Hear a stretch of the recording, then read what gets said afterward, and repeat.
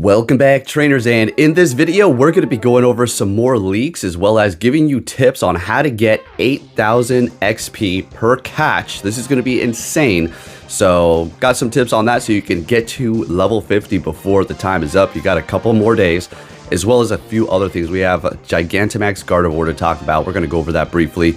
But with that said, hope everybody's having a fantastic day. If you missed my last video on how we saw some leaks on new level 80 Pokemon, go check it out. It's pretty crazy. But with that said, let's go ahead and get into the information that we have today. So let's go ahead and start this off with the Gigantamax Gardevoir Day, which is going to be going down November 1st at 2 p.m. until 5 p.m. local time. Do you really need this thing?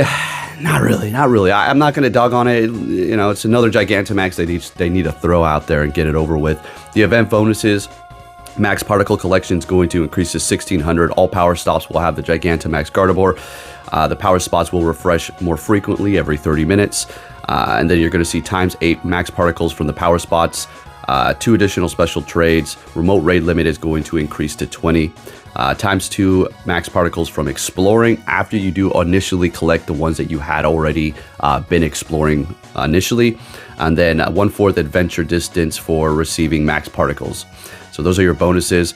And then on October 27th from 6 a.m. until November 1st at 5 p.m. local time, you're going to see max particle increase, encounter with a Gigantamax Jolbert. Going to have a special research. That's what that is going to be. And then an event ticket, which is if you pay, you're going to get a max mushroom, 25,000 XP. And then you'll receive the following bonuses during the event, ×2 XP. And then the max particle collection is going to increase to 5,600. So if you're looking to get as much XP as possible, you're trying to hit that level 50 like a lot of people are before they make a legacy for that jacket, well, now's your time to get on it. All right, so let's go ahead and go over Keldeo. Keldeo is getting a little bit of a special treatment here. So we have the stats for the Secret Sword. So there is Sacred Sword and then there's Secret Sword.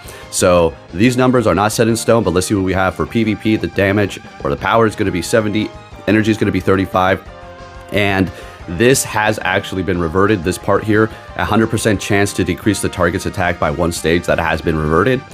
Who knows? PvE going up against gyms and raids. You're going to see a power of 120. That's pretty nuts. Okay, that's a pretty extreme number there. And then we'll leave it at that. Energy 50. Okay. Again, not all set in stone. And then he goes on to tweet. Of course, this is from the Pokemon group, as you can see. The debuff has been removed. So Keldeo lost that debuff for whatever reason. Who knows if it'll come back. All right, now we have some more pretty awesome information. This is not even a leak. This is actually live now.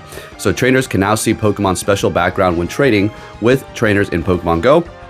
The latest addition to the trade view following the recent additions of the Dynamax. So it'll allow you to see Dynamax. It'll allow you to see the background. And I am assuming they're doing all of this to gear up for, well, the global world trading, where you're going to be able to trade with anybody around the world once you do get them to the new friendship level, which is going to have an extra heart.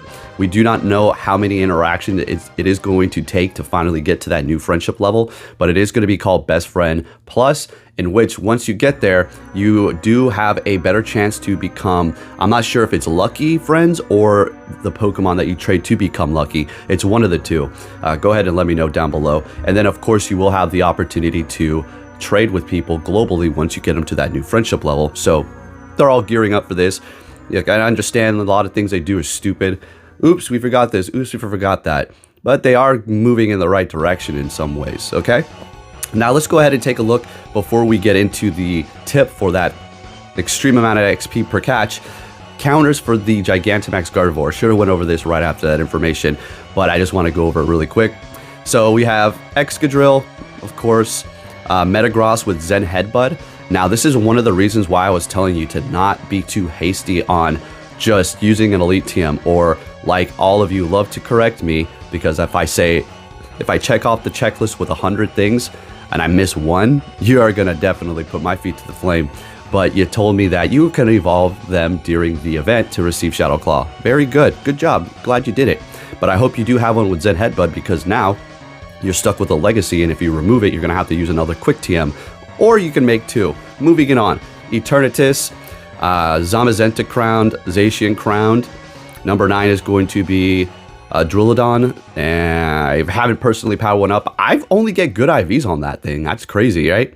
Corviknight, Latios, Gengar, Latias, Entei, 17, Toxtricity, both of them, Alakazam.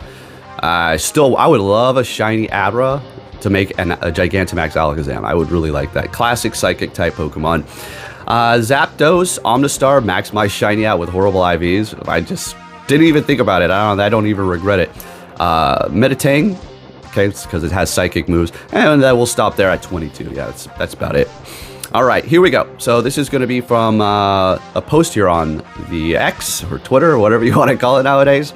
During the Solosis Community Day, there will be a ×2 catch XP. So there is going to be kind of conflicting with each other. So you're going to have ×2 Stardust, or is it? I think it's ×3 Stardust, and then ×2 catch XP, which will stack for the XP celebration bonus, okay? So here we go. An excellent throw with a lucky egg will get you 8,000 XP per throw. So if you're good at that, if you're good enough to get these excellent throws consistently, if you have your lucky egg on or not, but I would recommend you do that if you're trying to get as much as you can. Even if you're level 50 and you have all the XP in the world, still do it because we do not know the requirements to get to 80. This is going to be great for you, okay? So the finish line's almost there. Everybody's sprinting, everybody's out of breath, everybody's almost done. Well, if you're that close, just get there. Just get there, folks. I understand a lot of the tasks may hinder your progress, and it's not even about the XP at this point. It's just simply you can't finish these particular tasks. Yeah, that's the way that cookie crumbles. But anyways, just wanted to let you know that information there, folks. So it's looking pretty good. So I'll just do a little bit of a follow-up on that last video, just really quick about the new levels. I want to make it 100% clear. I already did in that video, but I'll just do it again. I already knew some people were gonna freak out, like, oh my god, I can't believe we're getting new levels. This is too much.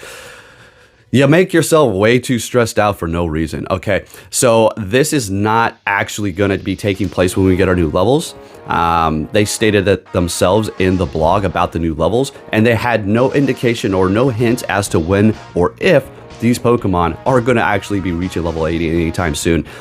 I had a couple of theories, as well as you all too, probably within the next couple of years, okay? I think they want people to catch up, and they're kind of expanding upon everything to kind of, I wouldn't necessarily say bring people back, but just kind of, everybody who's been here since day one, we've already finished. We're waiting in the lounge, we're hanging out, but there's still people running the marathon that need to catch up. They're waiting for more people to reach that lobby to relax in that air-conditioned room with cold drinks and random snacks. And once a lot more people reach that room, that finish line room, then they're going to release these things, because it'll be more of an even playing field for people to actually compete with us who've been here since day one, who grind all day, play all day for a lot of us.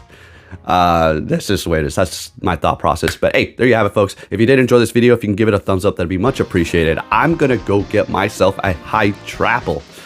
Let's see if I can get a good one. Thank you for watching, and take care.